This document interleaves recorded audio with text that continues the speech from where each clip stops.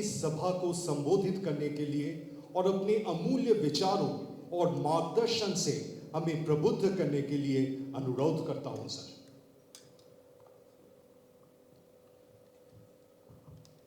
Vice Minister Gonzalez, High Commissioners, ladies and gentlemen, भारतीय समुदाय के मेरे बहनों भाइयों, मैं नमस्कार to all of you, सबको मेरा नमस्कार।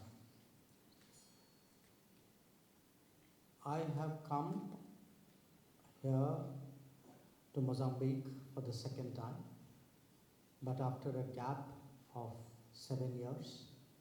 The last time I was here, I was accompanying Prime Minister Narendra Modi on his very memorable visit in 2016.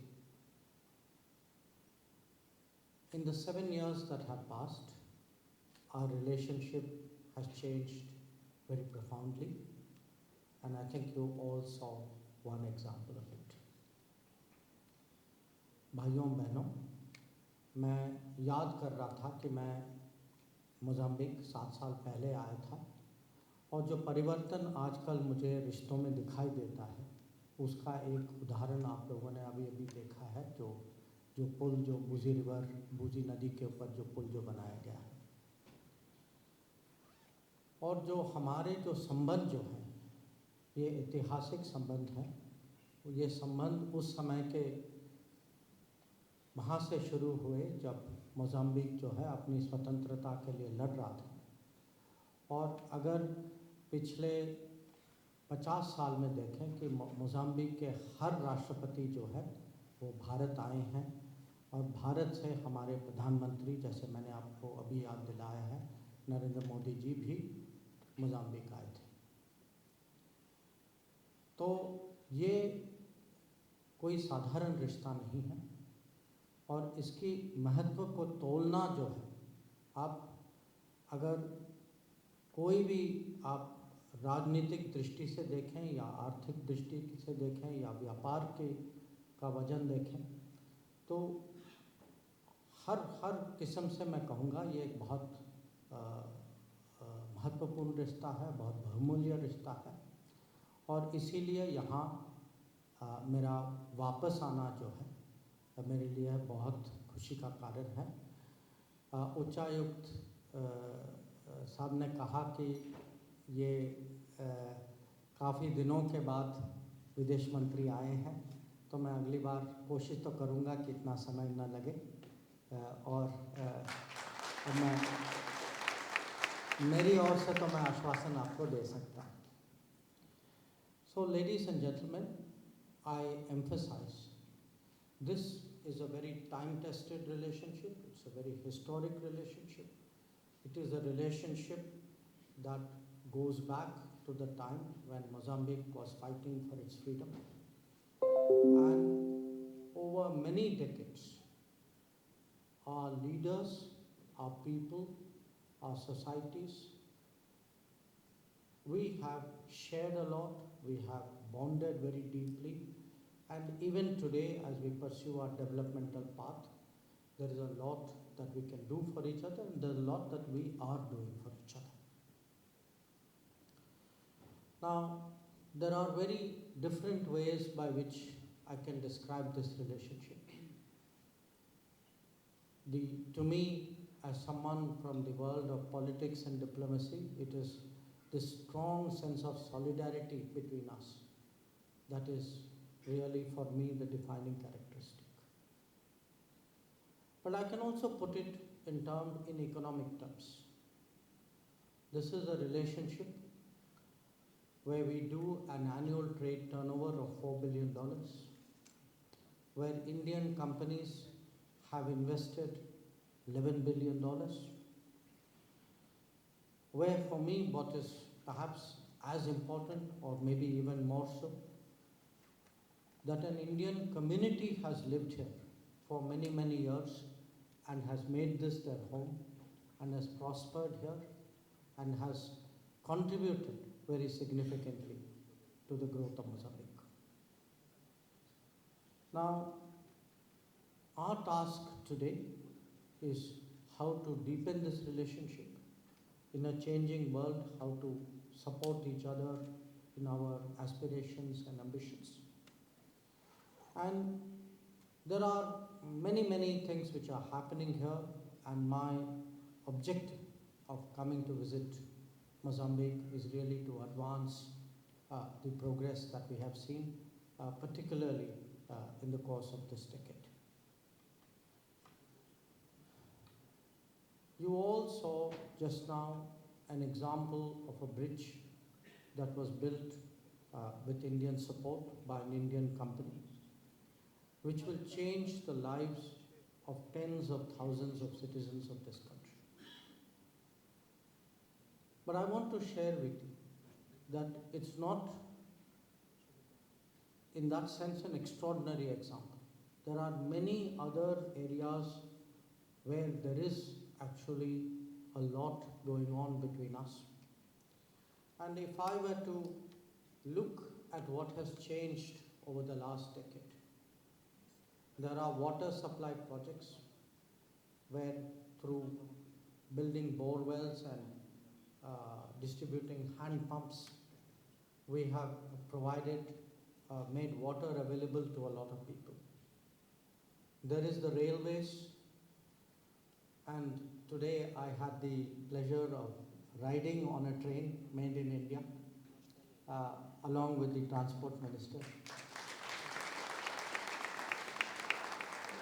And I also learned a little bit about trains in the process, that if you have a train in the manner in which it was made, it is so much easier for it to go up and down. And I heard from the transport minister how much of a difference it has made to the thinking of people about using railways in this country.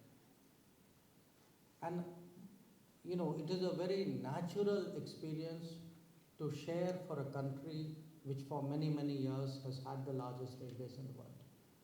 Not just the largest railways in the world, but which in the last 10 years particularly has seen a tremendous growth in the development of railways.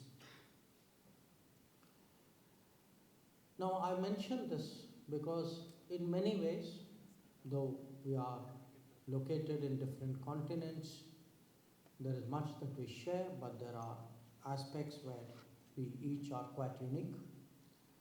But the challenges of development and challenges of life that we share are very, very similar at times. Transporting people, making it accessible, affordable, that is one example.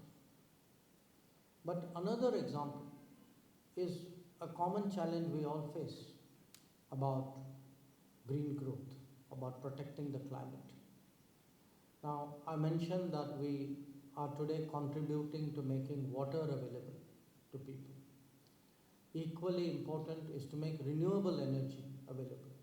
And it is for us a source of pride that with Indian collaboration, a solar photovoltaic plant has been built in this country. Or it is even the talent. How do you prepare people for the workplace? How do you support vocational education? How do you bring out people's talent and skills in IT? तो मेरा कहना का तात्पर्य ये है कि अगर जब देश जो है प्रगति की दिशा में बढ़ती है, इसके अलग अलग पहलू होते हैं, और जो विकासशील देश जो है, हम लोगों का एक किस्म से जो दायित्व बनता है कि जो अनुभव किसी की भी अनुभव हो, तो आपस में यह अनुभव जो है, इसका दूसरा देश इसका कैसे लाभ ले. And this, when we use the word solidarity, when we use the word relationship, partnership, friendship, one part of it comes from the heart. But how do you express what is your feeling between countries, between peoples, between societies? How do you express that feeling in practical terms to help and support and encourage your partners?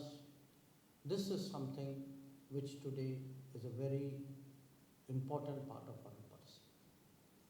And as I gave you some examples, you saw an infrastructure examples, there are electrification examples, and there are today, even in the field of security, that if Mozambique faces challenges from terrorism, as a country which has itself been so deeply impacted by terrorism, it is our moral obligation today to help another country which is going through a similar challenge.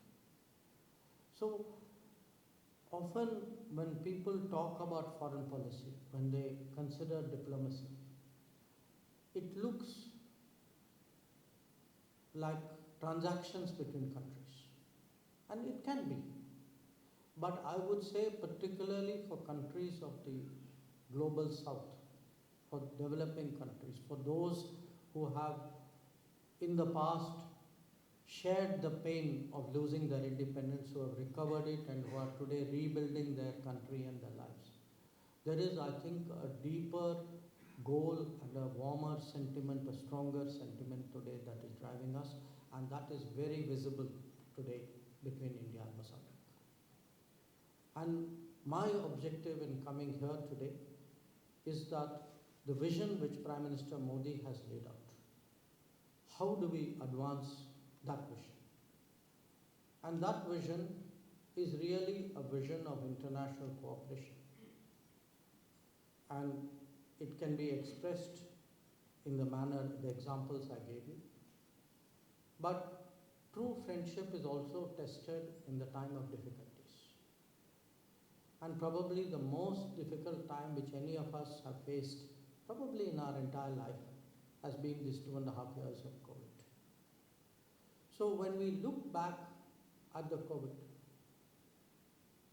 because there is no country, probably not a single individual in the world who's been unaffected by it, it's also worth thinking. Because real friendships are demonstrated at times of difficulty. Who stood with whom during COVID? Who shared what they had with each other during COVID? These are really the parameters, these are the real proofs of what relationships are about. And I can say with great pride that even when India was vaccinating its own people, we had not finished our vaccination. But even when we were still in the early stages of our vaccination, Prime Minister Modi decided that whatever we could do alongside that for the rest of the world, we will do. And as a result, we actually shared vaccines with almost 100 countries in the world, including, of course, India.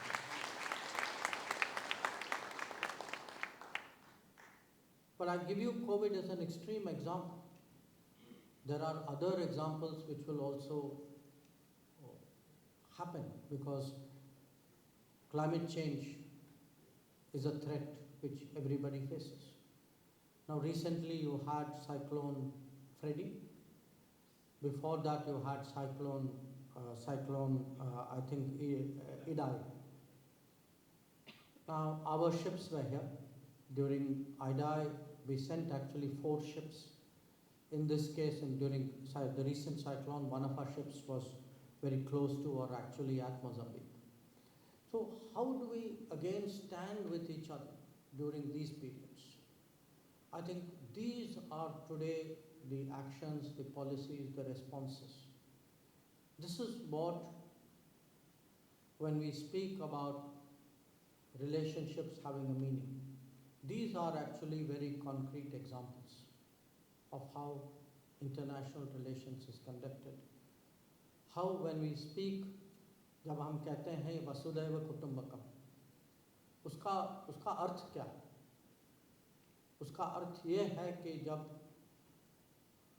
कोई और देश पड़ोसी हो या दूर का देश हो, जब संकट के समय में उनका साथ देना, ये है दोस्ती. And this, I want to stress, is today in a sense, I would say the personality or the characteristic of Indian farmers. Now, many of you would be familiar. We have assumed the presidency of the G20. It's a very big responsibility. It is a very big responsibility also because the world is going through a very difficult period. I had spoken about COVID, but the impact of the conflict in Ukraine has also been very severe, especially on developing countries. So, how do we voice the problems of the whole world before the G20? Because one of the experiences we have seen in the last year is that a lot of countries are looking at problems from their own very limited perspective.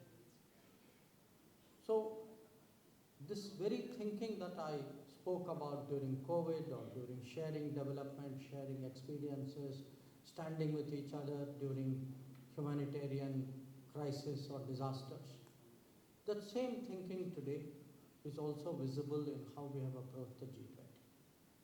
That we are the first G20 president who consulted 125 other countries, starting with Prime Minister Modi himself doing many of these meetings, and we were very honored that from Mozambique, President Nyusi put forward the concerns of this country. And this exercise of consulting 125 countries today gives us a much stronger position going into G20 and telling the rest of the world, saying India today speaks not just for itself. We may be the most populous country in the world, but we also speak for another 125 countries at least.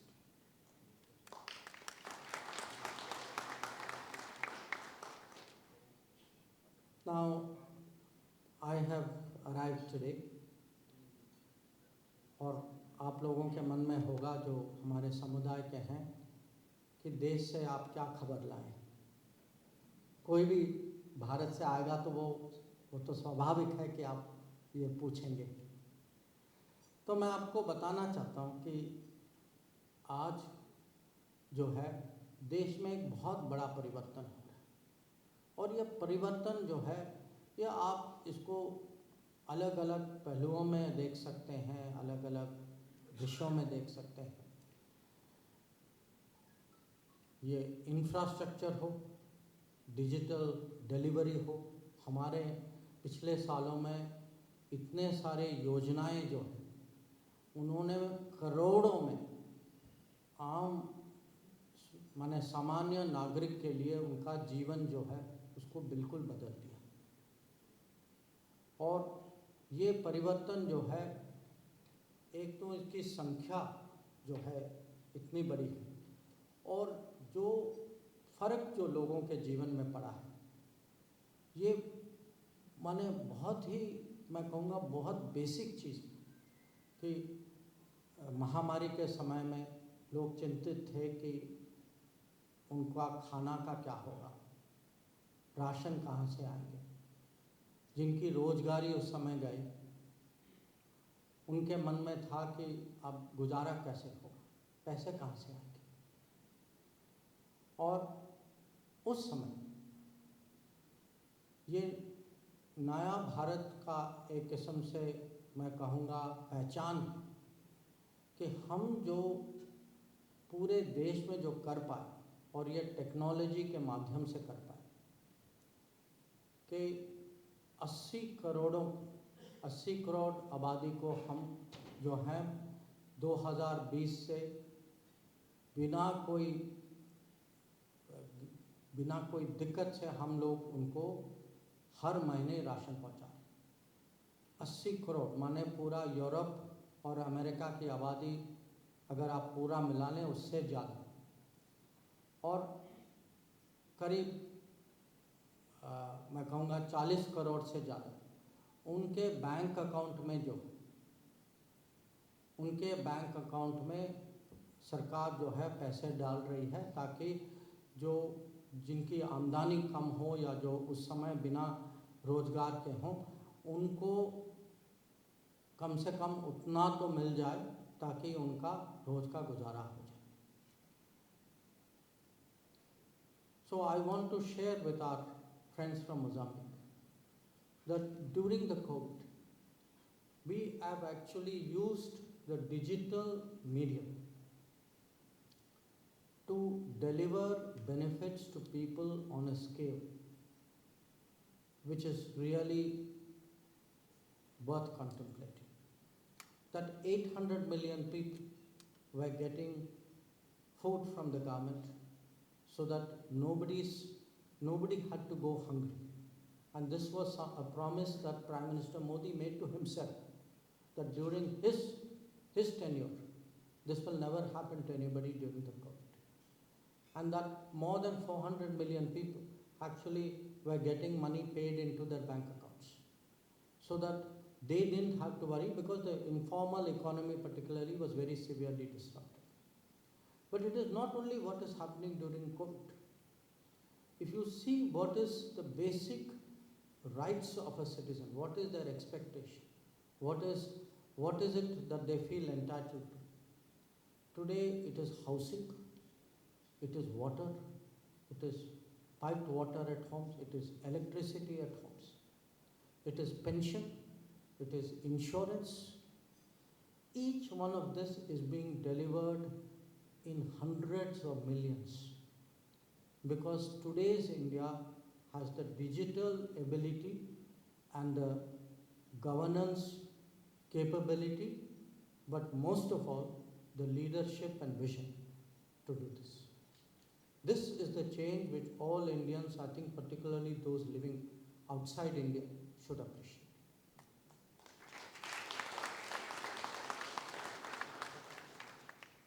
Now, we speak, आप लोगों ने सुना होगा कि आजकल कुछ सालों से हम लोग जो हैं आत्मनिर्भर भारत की बात करें.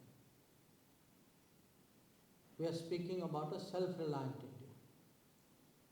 I also want you to understand, Atmanirbhar is not a slogan. Our country used to live on slogans before. That era is now over. When we speak of Atmanirbhar Bharat, it is actually an India which is capable of doing things, of thinking its own solution, of making its own product, of finding its own invention. And these examples we are seeing. During COVID,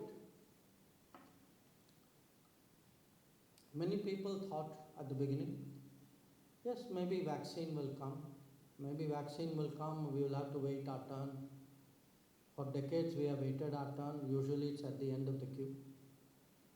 This time we were among the, not just the earliest to produce, we also invented our own vaccine. So you not only had made in India vaccine, you also had invented in India vaccine.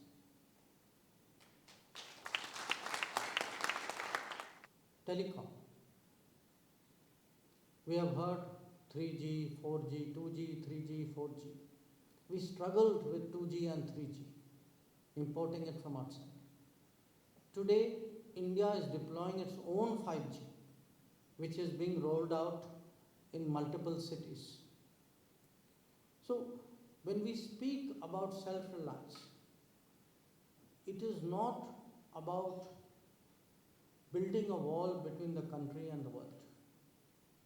It is actually believing in your own people, motivating them to come up with what actually their talent can do, supporting them where it is necessary.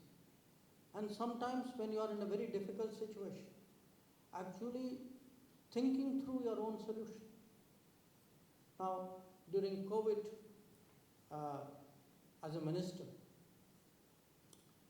I am a member of a small group of ministers who deal with economic issues. During COVID, there was also a special group of ministers who were dealing with COVID. I was a member of that also. Now, we used to get advice from everywhere in the world. saying, to deal with COVID, you have to give money, you have to have a big stimulus package, you have to give money to companies who will then find ways of saving the economy.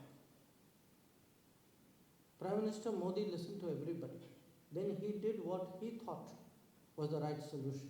And to me, that was an example of Atmanirbhar Bharat, which was that he was focused on how to actually get benefits to citizens on the ground, and the programs I spoke to you about, the how to get food through Anna Yojana, how to get money into people's bank account through a Garib Kalyan Yojana. These were thinking through your own solutions rather than following the model of other people, rather than getting advice from people whose environment may be very different. This is really what Atmanirbhar Bharat is about. So the message that I bring to all of you, particularly the members of the Indian community, but I also say this to our Mozambican friends. There are big changes happening in India, changes which are putting India on a very different growth trajectory. Today, we are the fifth largest economy, but we are the large economy with the highest growth rate and the highest forecasted growth rate for decades to come. And why I mention this is many of our experiences, a lot of our capabilities on the scale and the cost at which it is done, I think would be of relevance to our friends and partners. And what perhaps separates India from other countries, even when we look at doing things together. In 2018, when Prime Minister Modi was visiting Uganda, he gave a very important speech in Kampala, which was addressed obviously to the Ugandan parliament, but it had application for all African countries, in fact, for all developing countries, where he basically said that we will be guided by what are the priorities and the interests of our partners. That we will ask you, saying, you please tell us what is important for you. And if we can do it, if we have something there which is of value to you, we will be very honored to do it. So what has defined India's growing relationship today with Africa, and which is very, very visible in Mozambique, because Mozambique is among our most important and substantive relationships in Africa, is whatever we are doing, even the train ride that I took today.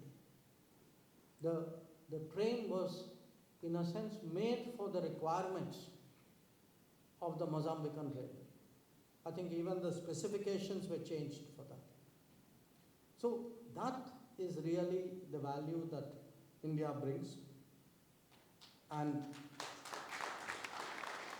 I think that has given us today a very different standing in the world.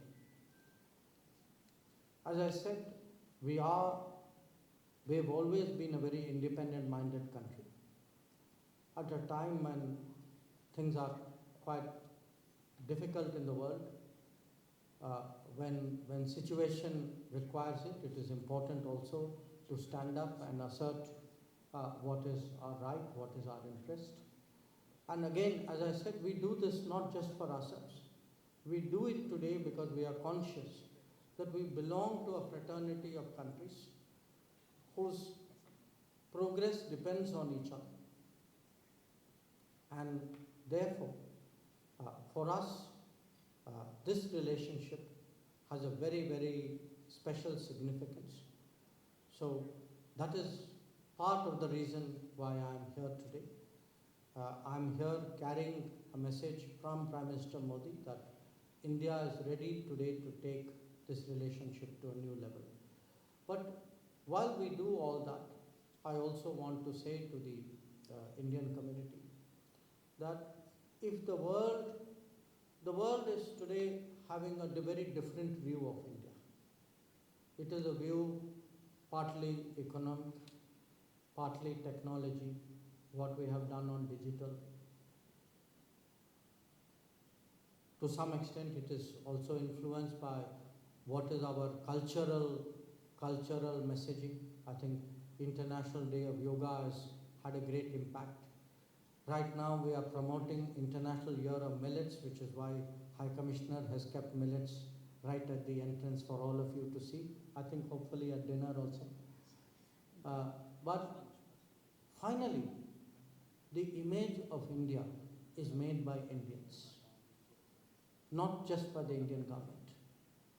Because foreign countries, foreign leaders, foreign citizens, everybody when they think of a country has a person, a face that they put to it, an experience that they put to it. So when the Indian community does well anywhere, the biggest beneficiary is the relationship between India and that country. And a lot today, the warmth that and the strength of the relationship today that we have in Mozambique, a lot of that is actually due to all of you. It is actually your contributions, I think particularly those who have lived here for a long time, but also those who have come here more recently, to those who have invested here, but to those who produce here, to those who trade out here, to those in different ways who contribute to the progress and development of this society. That it is your image, your, I would say, impression that you have left, which actually makes my task easier. So I am here in many ways to thank you, because very, very few foreign ministers in the world can say that they have as much community support across the world as I can. So really, I thank you, High Commissioner. I thank all members of the community. I thank our colleagues and friends from the government of Mozambique, all our well-wishers, that you have spared time, you have joined us today. And I am very confident that in the meetings I will be doing in the course of the next 2 days, we will be discussing ways and means how to take this relationship to a higher level. My last visit, as I said, when you come with Prime Minister, you kind of go through countries so fast that it's not always possible to spend time and to really appreciate a lot of what the community has done here. This time I think I will have hopefully a little bit more time on my hands. I expect to see some of you in different places. I think I've already met some of you earlier in the evening.